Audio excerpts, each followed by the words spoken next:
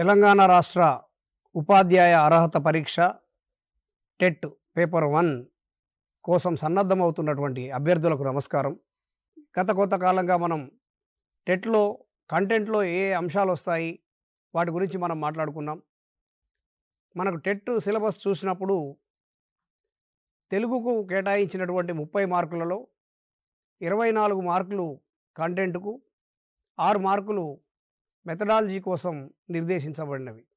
కాబట్టి మెథడాలజీ అనేది కూడా మన విజయంలో ఒక కీలకమైనటువంటి పాత్ర పోషిస్తుంది. కాబట్టి మరి ఈ మెథడాలజీని ఎట్లా చదవాలి, దానిలో మనకు ఏ రకమైనటువంటి ప్రశ్నల సరళి వచ్చే అవకాశం ఉంది మొదలైన అంశాలను మనం ఈ పీరియడ్లో చూద్దాం. ముఖ్యంగా తెలుగు బోధనా శాస్త్రం విషయానికి వచ్చినప్పుడు పేపర్ 1కు కానీ 2కు కానీ సిలబస్ సేమ్ అనిపిస్తుంది. కానీ ప్రశ్నలు ఇచ్చేటప్పుడు మాత్రం ఆయా డిఎడ్ వాళ్ళ సిలబస్ పేపర్ 1కి, బిఎడ్ వాళ్ళ సిలబస్ పేపర్ 2కి ఇవ్వటం జరుగుతున్నది. అయితే నేను గమనించిన కొన్ని ప్రైవేట్ పుస్తకాలలో మాత్రం అంతా ఒకటిగానే ఇవ్వబడ్డది. కాబట్టి అంటే పేపర్ 1కు కానీ 2కు కానీ ఒకే రకమైనటువంటి మెథడాలజీని వాళ్ళు ఇవ్వడం నేను గమనించాను. అట్లా కాకుండా మనం ఒక స్పష్టతతో చదివినప్పుడు తేలికగా మనం సమాధానాలు చేయడానికి వీలవుతుంది. ఎట్లా అంటే ఇప్పుడు భాష, వివిధ భావనలు, లేకపోతే మాతృభాష, బోధనా లక్ష్యాలు, ఇట్లాంటి అంశాలు చూసినప్పుడు అది డిఎడ్లో ఉంటుంది, బిఎడ్లో ఉంటుంది. కానీ బిఎడ్లో ఉన్నటువంటి నిర్వచనాలు పేపర్ 2 వాళ్ళు తప్పకుండా చదవాల్సి ఉంటుంది. అట్లా డిఎడ్లో ఉన్నటువంటి అంశాలను పేపర్ 1 వాళ్ళు చదవాలి. ప్రత్యేకించి మనకు ఈ మెథడాలజీ పుస్తకాలు కూడా 2016 తర్వాత పుస్తకాలు మారడం జరిగింది. ఈ తెలుగు అకాడమీ పుస్తకాలు మనకు ఏవైతే ప్రథమ ద్వితీయ సంవత్సరానికి సంబంధించినటువంటి డిఎడ్ పుస్తకాలు ఉన్నాయో ఇవి ప్రమాణం. వీటి ఆధారంగానే ఏ మెటీరియల్ వచ్చినా మార్కెట్లోకి వీటి ఆధారంగానే వస్తుంది. కాబట్టి ఈ పుస్తకాలు మనం ప్రామాణికంగా చేసుకొని తప్పకుండా అధ్యయనం చేయాల్సి ఉంటుంది. అయితే ఇందులో ఉన్నటువంటి చాప్టర్స్ వేరుగా ఉన్నాయి, మనకు సిలబస్లో ఉన్న చాప్టర్లు వేరుగా ఉన్నాయిగా సార్ అనే ఒక సందేహం రావచ్చు. కానీ మనకు టెట్ సిలబస్లో నిర్దేశించినటువంటి చాప్టర్స్ ఏవైతే ఉన్నాయో అన్నీ కూడా ఇందులో ఉన్నాయి. కాబట్టి ఆ సిలబస్ అనుసరించి ఈ పుస్తకాలు అధ్యయనం చేయడం ద్వారా మనం ఎక్కువగా స్కోర్ చేయడానికి అవకాశం ఉంటుంది. ఈరోజు విషయానికి వచ్చినట్లయితే భాష, మాతృభాష, బోధనా లక్ష్యాలు అనేటటువంటి అంశాన్ని మనం ఈరోజు చూద్దాం.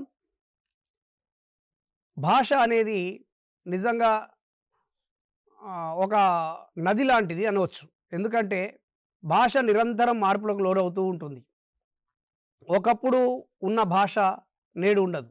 నేడు మనం మాట్లాడుతున్న భాష మరికొన్ని సంవత్సరాల తర్వాత కొంత మార్పుకు లోనయ్యే అవకాశం ఉంటుంది. దీనికి ఉదాహరణ ఏమిటంటే నన్నయ్య కాలంలో మాట్లాడిన తెలుగు భాష తర్వాత కాలంలో శ్రీకృష్ణదేవరాయల ప్రాంతంకి వచ్చేటప్పటికి కొంత మార్పులకు లోనైంది.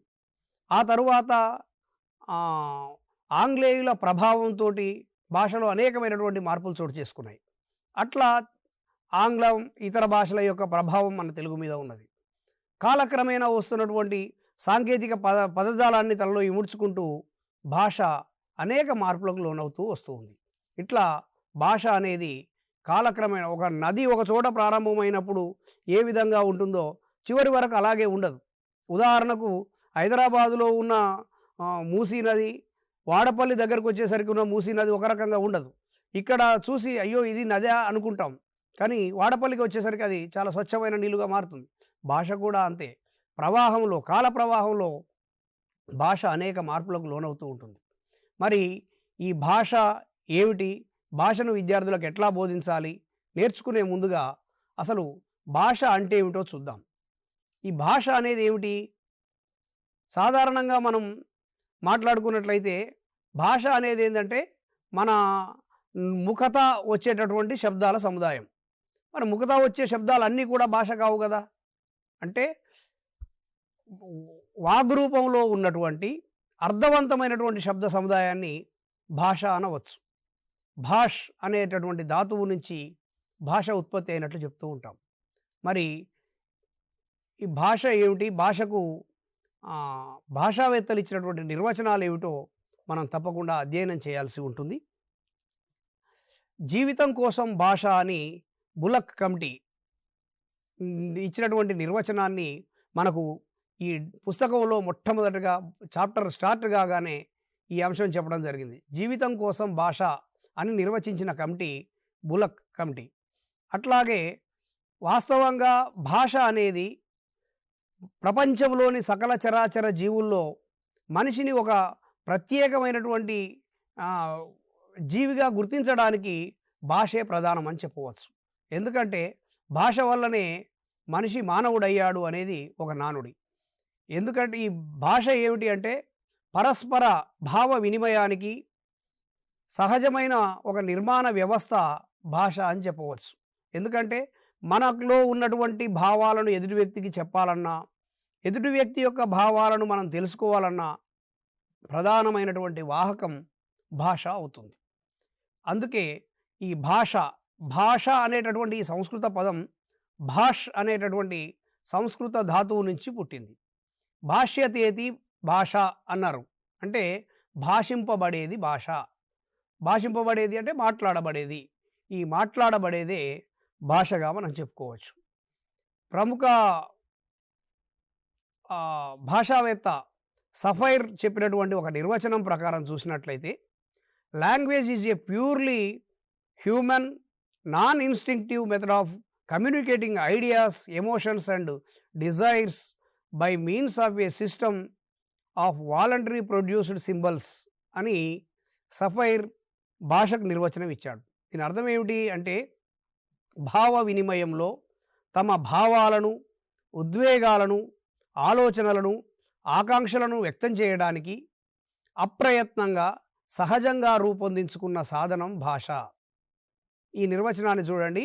ఈ నిర్వచనం ప్రకారం భాష అంటే సహజంగా వచ్చేది అని అర్థం. అలవోకగా ఉత్పన్నమయ్యేటటువంటి కంఠధ్వనుల సహకారంతో పలికేటటువంటిది అని మనకు అర్థమవుతూ ఉంది. అలవోకగా ఉత్పత్తి అయ్యే కంఠధ్వనుల, అర్థవంతమైనటువంటి కంఠధ్వనుల సముదాయాన్ని మనం భాష అంటామని ఈ సఫైర్ నిర్వచనం ద్వారా తెలుస్తూ ఉన్నది.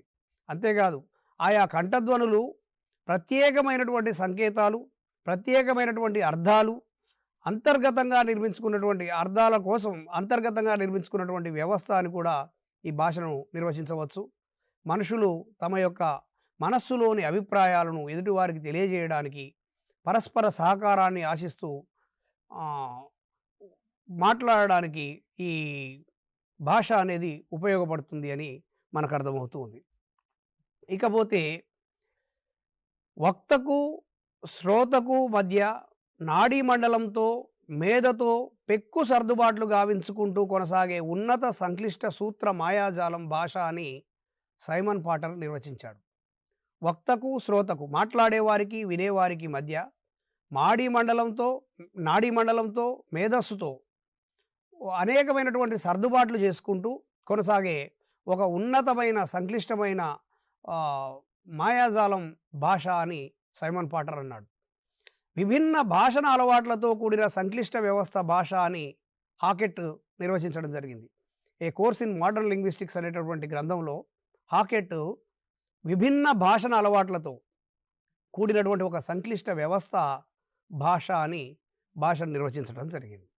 ఇక అనంతమైన వాక్యాల సముదాయం భాష ఎంఎస్ బాక్ అనేటైన ఇంట్రడక్షన్ ఆఫ్ ట్రాన్స్ఫార్మేషనల్ గ్రామర్ అనేటటువంటి పుస్తకంలో ఈ పదం చెప్పడం జరిగింది. అనంతమైనటువంటి వాక్యాల సముదాయం భాష.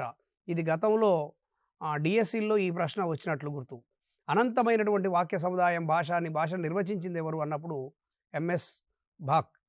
ఈయన భాషను ఈ విధంగా నిర్వచించడం జరిగింది.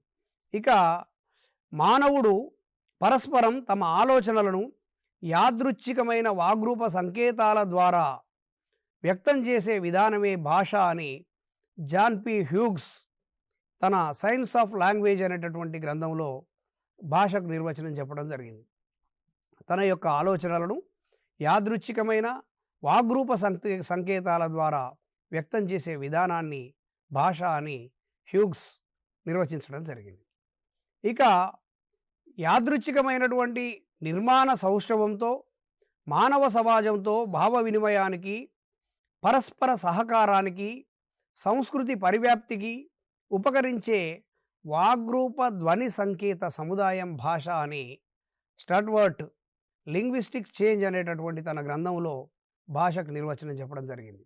ఈయన చెప్పిన దాంట్లో కూడా గమనించండి, మన యొక్క యాదృచ్ఛికమైనటువంటి నిర్మాణ సౌష్ఠవం భాషకు, అంటే మన కంఠం నుంచి పెదాల వరకు ఉన్నటువంటి ఆ నిర్మాణ సౌష్ఠవంతో మానవ సమాజంతో భావ వినిమయానికి, అంటే భావ వ్యక్తీకరణకు, భావ గ్రహణానికి, పరస్పర సహకారానికి, సంస్కృతి పరివ్యాప్తికి ఉపకరించేటటువంటి ఒక వాగ్రూప ధ్వని సంకేత సముదాయం భాష అని స్టడ్వర్ట్ తన నిర్వచనంలో చెప్పడం జరిగింది.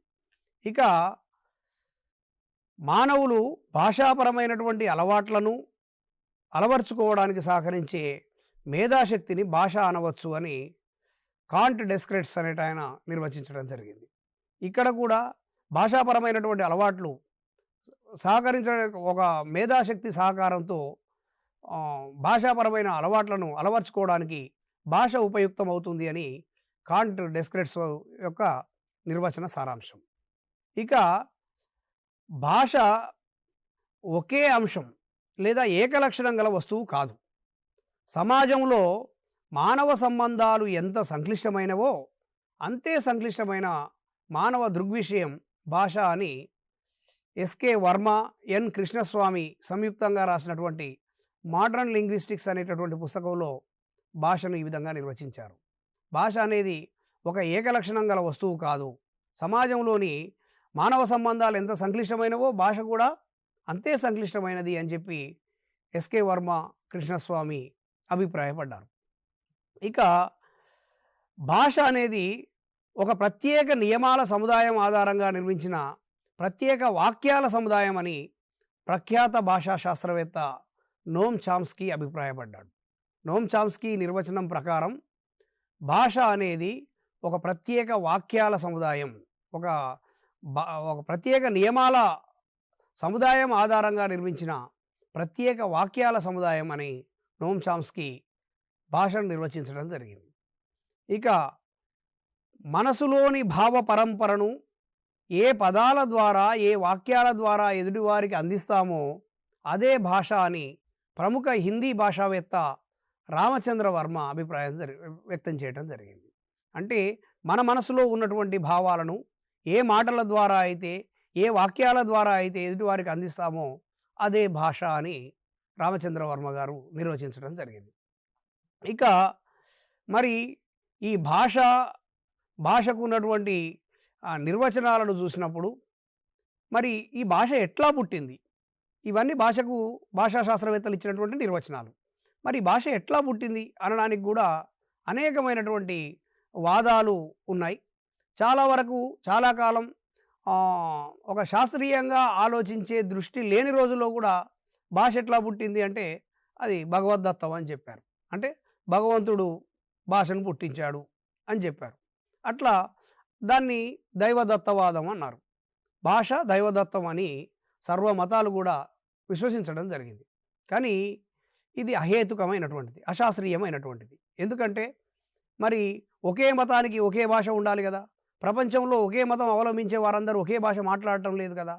కాబట్టి దీన్ని బట్టి ఈ భాషోత్పత్తి వాదాల్లో భాష దైవదత్తం అనే వాదం నిలువలేదు.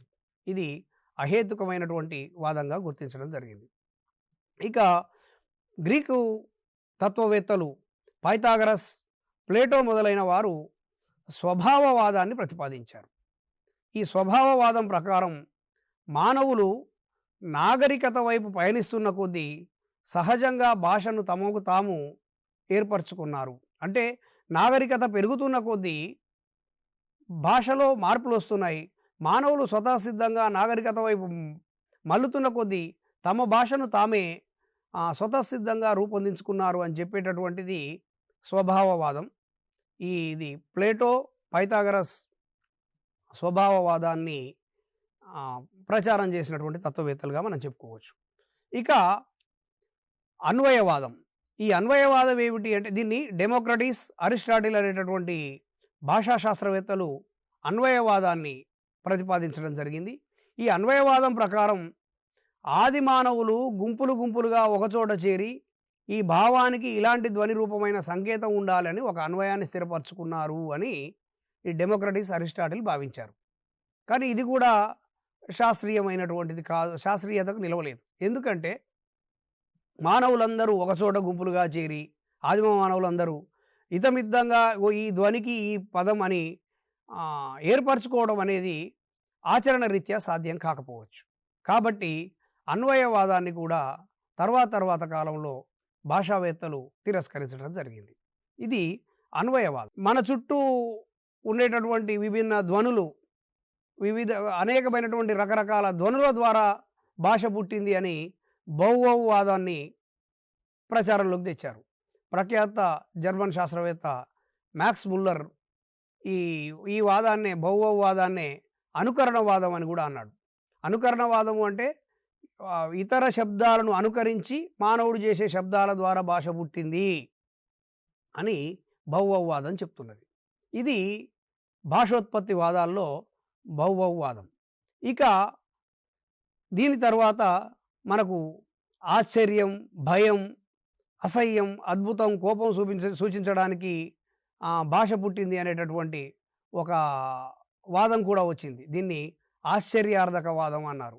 మరి దీనికి పూపువాదం అని కూడా పేరు.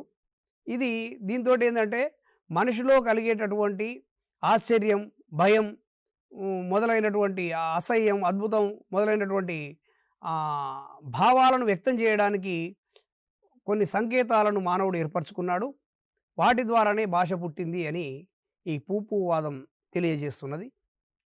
దీని తర్వాత ఇవి మనకు భాషోత్పత్తి వాదాలుగా ఉన్నాయి. భాషోత్పత్తి వాదాల తరువాత అసలు ఈ రకంగా భాష పుట్టింది అనడానికి పలు రకాలైనటువంటి వాదాలను చెప్పడం జరిగింది. మరి ఈ భాష గురించి మాట్లాడుకునేటప్పుడు భాషలో మనం మాతృభాష అనేటటువంటి అంశాన్ని ప్రత్యేకంగా చర్చించవలసి ఉంటుంది. మరి ఏమిటి మాతృభాష? మాతృభాష అంటే ఏమిటి చూసినప్పుడు సహజంగా మాతృభాష అనగానే అందరూ చెప్పే నిర్వచనం ఏమిటంటే అమ్మ నుంచి శిశువుకు సంక్రమించేటటువంటి భాషను మాతృభాష అంటారని చెప్తూ ఉంటారు.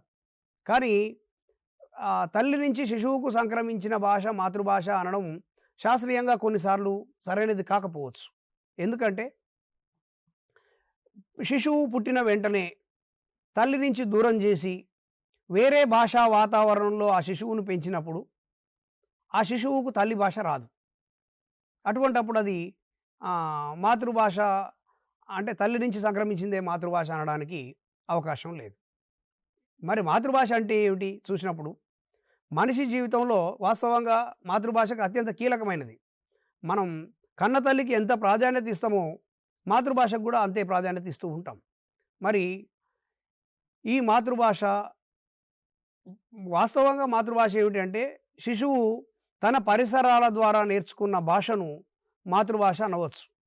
ఎందుకంటే శిశువు తన యొక్క సంపూర్ణమైన మూర్తిమత్వ వికాసానికి దోహదం చేసేది ఏదైనా ఉంది అంటే అది మాతృభాష మాత్రమే. ఎందుకంటే మాతృభాషలోనే పిల్లవాడు ఆలోచిస్తాడు, మాతృభాషలోనే కలలు కంటాడు, మాతృభాషలోనే జ్ఞానాన్ని నేర్చుకోగలుగుతాడు. కాబట్టి మౌలికమైన జ్ఞానం శిశువుకు మాతృభాష ద్వారానే అందుతుంది. మరి ఈ మానవుడు తన శైశవావస్థ నుంచి, శైశవము అంటే బాల్యావస్థ నుంచి తన హావభావాలను, హాసక్రోధాలను, అనురాగాలను, ఆలోచనలను ఏ భాషాముఖంగా వ్యక్తం చేస్తాడో ఆ భాష అతని మాతృభాష అని గొడవర్తి సూర్యనారాయణ గారు నిర్వచించడం జరిగింది. ఇది సరైన నిర్వచనంగా తోస్తున్నది. ఎందుకంటే పిల్లవాడు తన శైశవ దశ నుంచి ఎప్పుడు భాష నేర్చుకునేటటువంటి క్రమంలో పిల్లవాడు అనుకరణ దశ నుంచి తన యొక్క హావభావాలను, తన కోపాన్ని, తన సంతోషాన్ని, తన దుఃఖాన్ని, తన ఆలోచనలను, తన అనురాగాన్ని ఎట్లా వ్యక్తం చేస్తాడో, ఏ భాష ద్వారా వ్యక్తం చేస్తాడో అదే అతని నిజమైనటువంటి మాతృభాష అని గొడవర్తి సూర్యనారాయణ గారు చెప్పారు. మాతృభాష అనేది ఏదో కృత్రిమంగా నేర్చుకుంటే వచ్చేది కాదు. సహజంగా పరిసరాల నుంచి అతనికి వచ్చే భాష మాతృభాషగా మనం చెప్పుకోవచ్చు. ఇక శిశువు సౌందర్య దృష్టిని, ఆనందానుభూతిని వ్యక్తం చేయడానికి ఉపయోగపడేది మాతృభాష అని గాంధీజీ నిర్వచించడం జరిగింది. శిశువు తన యొక్క ఆనందాన్ని, అనుభూతులను, తన సౌందర్య దృష్టిని ఏ భాషలో వ్యక్తం చేస్తాడో అదే అతని మాతృభాష అని మహాత్మా గాంధీ నిర్వచించడం జరిగింది. ఇక మరి తన శైశవ దశ మొదలుకొని జీవితాన్ని తీర్చిదిద్ది ఆత్మవిశ్వాసాన్ని కలిగించి జాతి అభివృద్ధికి, దేశ అభ్యుదయానికి, లోకోద్ధరణకు కూడా సమర్థవంతంగా చేసే శక్తి మాతృభాషకు మాత్రమే ఉంటుంది అని రైబర్న్ అనేటటువంటి భాషా శాస్త్రవేత్త తెలియజేయడం జరిగింది. ఎందుకంటే శిశువు ఒక ఆత్మవిశ్వాసంతో మాట్లాడగలిగేది మాతృభాషలో మాత్రమే. ఎన్ని పరభాషలు నేర్చుకున్నా మాతృభాషలో మాత్రమే ఒక ఆత్మవిశ్వాసంతో మాట్లాడగలుగుతాడు. ఆ దేశ అభ్యుదయానికి దోహదపడేది మాతృభాష మాత్రమే అని చెప్పి రైబర్న్ చెప్పడం జరిగింది. ఇక ఈ బల్లార్డ్ నిర్వచనం చాలా ఇంపార్టెంట్ నిర్వచనం అండి. గతంలో కూడా ఈ ప్రశ్న అడిగినది. ఏంటంటే బల్లార్డ్ చెప్పింది ఏమిటంటే, శిశువు తన జాగ్రత్తావస్థలో ఏ భాషలో ఆలోచిస్తాడో, తన నిద్రావస్థలో ఏ భాషలో కలలు గంటాడో అదే అతని మాతృభాష అని బల్లార్డ్ నిర్వచించడం జరిగింది. ఇది జాగ్రత్తావస్థ అంటే మెలకువతో ఉన్నప్పుడు. మనం ఎన్ని భాషలు నేర్చుకున్నా మనం ఆలోచించేటప్పుడు మాత్రం గమనించండి, మాతృభాషలో మాత్రమే ఆలోచిస్తాం. ఎంత తెలుగు వాతావరణంలో తెలుగు మాతృభాషగా కలిగిన వ్యక్తి ఎంత ఆంగ్లం నేర్చుకున్నా ఆంగ్ల భాషలో ఆలోచించడు. తెలుగులో ఆలోచించిన తర్వాతనే దాన్ని మనసులో ఆంగ్లంలోకి కన్వర్ట్ చేసుకొని మాట్లాడతాడు. కాబట్టి మాట్లాడే భాష మాత్రం, ఆలోచించే భాష మాత్రం తప్పకుండా ఆంగ్ల భాష మాతృభాష అయి ఉంటుంది. అలాగే జాగ్రత్తావస్థలో ఏ భాషలో మాట్లాడతాడో, తన నిద్రావస్థలో ఏ భాషలో కలలు కంటాడో, కలలు కనడం కూడా చూడండి, ఏ మాతృభాష కలిగిన వ్యక్తికి కలలు ఆ మాతృభాషలోనే వస్తాయి. అంతేగాని కృత్రిమంగా నేర్చుకున్నటువంటి భాషలో, కావాలని నేర్చుకున్న భాషలో కలలు కనడం సాధ్యం కాదు. ఇది బల్లార్డ్ చెప్పినటువంటి నిర్వచనం. ఇది మనోవైజ్ఞానికులు కూడా అంగీకరించినటువంటి నిర్వచనం. ఇక రవీంద్రనాథ్ ఠాగూర్ చెప్పినటువంటి ఒక కొటేషన్ కూడా మనం తప్పకుండా గుర్తుపెట్టుకోవాల్సినటువంటిది. పరభాష ద్వారా నేర్పే విద్య సోపానాలు లేని సౌధం వంటిది అన్నాడు ఠాగూర్. అందుకే ఆయన శాంతినికేతనంలో కూడా మాతృభాషలోనే విద్యాబోధన చేయడానికి ప్రయత్నం చేశారు. ఎందుకంటే ఎంత నేర్పినా విద్యార్థికి మాతృభాషలో అవగతం అయినంత తేలికగా పరభాషలో అవగతం కాదు. కాబట్టి పరభాష ద్వారా నేర్పే విద్య సోపానాలు లేని సౌధం వంటిది అని చెప్పి ఠాగూర్ నిర్వచించడం జరిగింది. ఇక బోధనా మాధ్యమంగా మరి ఏ భాష ఉండాలి అనే దాని మీద కూడా భాషా శాస్త్రవేత్తల మధ్య అనేకమైనటువంటి చర్చలు జరిగాయి. ముఖ్యంగా ఈ మనోవైజ్ఞానిక శాస్త్రవేత్తలు అభిప్రాయం ప్రకారం మానవుడి మూర్తిమత్వ అభివృద్ధిలో మాతృభాషదే ప్రధాన పాత్ర అని తెలియజెప్పడం జరిగింది. ఎందుకంటే మనిషి యొక్క మూర్తిమత్వం, పర్సనాలిటీ డెవలప్మెంట్లో కీలక పాత్ర పోషించేది మాతృభాష మాత్రమే. భాష అనేది ప్రపంచ అవగాహనకు తొలి మాధ్యమం భాష. మనిషి ప్రపంచాన్ని అవగాహన చేసుకోవాలంటే అతనికి తొలి మాధ్యమం ఏదంటే అది మాతృభాష మాత్రమే. ఇది అందుకే మాతృభాషలోనే బోధన ఉండాలి అని అనేక మంది మనోవిజ్ఞాన శాస్త్రవేత్తలు తెలియజెప్పడం జరిగింది. ఇట్లా కుమర్రాజు లక్ష్మణరావు గారు ఒక మాట అంటారు, తల్లి పాలు తాగి పెరిగిన వాడికి దాది పాలు తాగి పెరిగిన వాడికి ఎంత తేడా ఉంటుందో మాతృభాషలో విషయం నేర్చుకున్న వాడికి పరభాషలో విషయం నేర్చుకున్న వాడికి అంత తేడా ఉంటుంది అని కుమర్రాజు లక్ష్మణరావు గారి మాట. నిజమే. ఎందుకంటే తల్లిపాలు శిశువుకు ఎంతో ఆరోగ్యకరం. మరి తల్లిపాలు తాగి పెరిగిన శిశువుకు అసహజంగా దాదిపాలు తాగి డబ్బా పాలు తాగి పెరిగిన శిశువుకు ఆరోగ్యపరంగా ఎంతో తేడా ఉంటుంది. మాతృభాషలో విద్య నేర్చుకున్న వాడికి పరభాషలో విద్య నేర్చుకున్న వాడికి కూడా అంతే తేడా ఉంటుంది అని కొమర్రాజు లక్ష్మణరావు గారు చెప్పడం జరిగింది. ఇది కూడా మాతృభాషలో విద్య నేర్చుకోవడం అవసరం అని చెప్పి తెలియజెప్పేటటువంటి మాట. ఇక మరి మన దేశంలో ఈ పరభాషలో విద్యాబోధన ఎప్పటి నుంచి ప్రారంభమైంది అనేది చూసినప్పుడు ఆంగ్లేయులు భారతదేశంలోకి ప్రవేశించిన తర్వాత కాలక్రమేణా వాళ్ళు వ్యాపారం నుంచి పరిపాలనలోకి ఎంటర్ అయిన తర్వాత భారతదేశంలో వారు ఆంగ్ల భాషను ప్రవేశపెట్టడం అనేది మొదలైంది. సరే, ఆంగ్ల భాష ప్రవేశపెట్టడం ద్వారా మేలు ఎంత జరిగిందో కొంత ఇబ్బంది కూడా జరిగింది అనడానికి ఇది ఒక నిదర్శనం. ఏమిటంటే మాతృభాషల్లో విద్యాబోధన కంటే పరభాషలో నేర్చుకోవాలనే వ్యామోహం ఆనాటి నుంచి నేటి వరకు అంతకంతకు పెరుగుతూ వస్తున్నది. దీనికి మూల కారణం ఏమిటంటే మన దేశంలో 1835లో లార్డ్ మెకాలే మన విద్యాలయాల్లో మొట్టమొదటిసారిగా ఆంగ్ల భాషను బోధనా భాషగా ప్రవేశపెట్టారు. అట్లా ప్రవేశపెట్టే సమయంలో ఆంగ్ల పండితులు కూడా, ఆంగ్ల మేధావులు కూడా, ఆంగ్ల భాషా శాస్త్రవేత్తలు కూడా దీన్ని కొంత వ్యతిరేకించినారు. ఎందుకంటే ఆయా దేశాల్లో ఉన్నటువంటి మాతృభాషల్లోనే విద్య నేర్పించాలి అని చెప్పి వాళ్ళు సూచించారు. కానీ మెకాలే చేసిన సిఫార్సులనే ఆంగ్లేయ ప్రభుత్వం ఆమోదించడం చేత ఆనాటి పార్లమెంటులో ఈ బిల్లు ఆమోదం పొందడం వల్ల మనకు ఆంగ్ల భాషలో విద్యా విధానం అనేది, అందుకే ఇప్పటికీ కూడా మెకాలే విద్యా విధానం అనే మాట మనం వింటూ ఉంటాం. ఆంగ్ల భాషను ప్రవేశపెట్టిన వారు లార్డ్ మెకాలే. ఈ మెకాలే విద్యా విధానం ద్వారా భారతదేశంలో ఇంగ్లీష్ మీడియం అనేది ప్రారంభమైంది.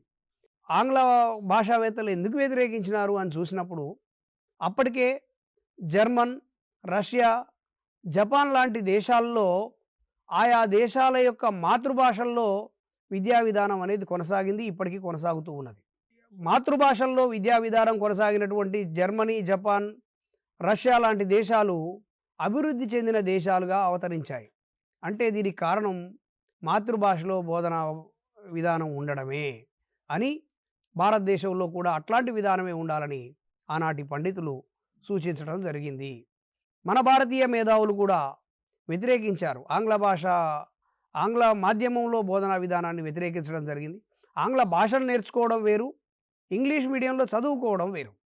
ఇంగ్లీష్ మీడియంలో చదివే విధానాన్ని కొంత వ్యతిరేకించారు. దానికి నిదర్శనంగా మనం 1910లో గోపాలకృష్ణ గోఖలే ప్రవేశపెట్టినటువంటి విద్యా విషయక బిల్లు అయితేనేమి, 1916లో బెనారస్ హిందూ విశ్వవిద్యాలయం స్నాతకోత్సవంలో గాంధీజీ చేసినటువంటి ఉపన్యాసం అయితేనేమి, 1918లో కలకత్తా విశ్వవిద్యాలయం కమిషన్ నివేదిక అయితేనేమి, 1929 హార్టాగ్ కమిటీ నివేదిక అయితేనేమి, 1936 వుడ్ ఎప్సన్ కమిటీ నివేదిక అయితేనేమి, ఇవన్నీ కూడా మాతృభాషలోనే విద్యాబోధన ఉండాలని సిఫార్సు చేసినటువంటి కమిటీలు. ఇవన్నీ అంటే మెకాలే విద్యా విధానం వచ్చిన తర్వాత దాన్ని వ్యతిరేకిస్తూ ఈ కమిటీలన్నీ కూడా మాతృభాషలోనే విద్యా విధానం ఉండాలని సూచించడం జరిగింది. స్వాతంత్ర్యానంతరం కూడా అనేక కమిటీలు మాతృభాషలోనే విద్యా విధానం ఉండాలని సూచించాయి. 1948లో చూసినప్పుడు రాధాకృష్ణన్ కమిషన్, 1952లో మొదలియార్ కమిషన్, 1962లో భారత జాతీయ సమైక్యతా సమితి, 1964-66లో కొఠారి విద్యా కమిషన్, ఇవన్నీ కూడా మాతృభాషలోనే విద్యాబోధన ఉండాలని సూచించినటువంటి కమిషన్లు. ఇక 1969లో ఆంధ్రప్రదేశ్ ప్రభుత్వం ఇంటర్మీడియట్లో బోధనా భాషగా తెలుగును అమల్లోకి తెచ్చింది. గుర్తుపెట్టుకోవాలి ఇవన్నీ. 1969లో ఇంటర్మీడియట్లో మొట్టమొదటిసారిగా తెలుగు మీడియంలో బోధనా భాషగా తెలుగును అమల్లోకి తీసుకురావడం జరిగింది. 1970 నాటికి 53 విశ్వవిద్యాలయాలు భారతదేశంలో ఆ మాతృభాషల్లో డిగ్రీ, స్నాతకోత్తర స్థాయి భాషా బోధన ఉండాలని వాళ్ళు నిర్ణయం తీసుకోవడం జరిగింది. ఇక 1971లో ఆంధ్రప్రదేశ్ ప్రభుత్వం డిగ్రీలో కూడా తెలుగును బోధనా భాషగా ప్రవేశపెట్టడం జరిగింది. వాస్తవానికి నిజంగా కూడా మనం మాట్లాడుకున్నప్పుడు మాతృభాషలో బోధన అభ్యసించడం వల్లనే విద్యా సామర్థ్యాలు బాగా అభివృద్ధి చెందుతాయి. సృజనాత్మక శక్తి, జీవన నైపుణ్యాలు అలవడతాయి. కాబట్టి మాతృభాషలోనే విద్యాబోధన ఉండాలని అనేక కమిటీలు, భాషావేత్తలు సూచించడం జరిగింది. ఇది మనకు భాష, వివిధ భావనలు, మాతృభాషలో విద్యాబోధన అనేటటువంటి అంశాలు. ఇందులో మనం చెప్పుకున్నటువంటి అంశాల మీద ప్రశ్నలు వచ్చే అవకాశాలు ఎక్కువగా ఉంటాయి కాబట్టి అభ్యర్థులు ఈ దిశగా అధ్యయనం చేయాలని కోరుతూ మరొక అంశంతో మరొక పీరియడ్లో కలుద్దాం. నమస్కారం.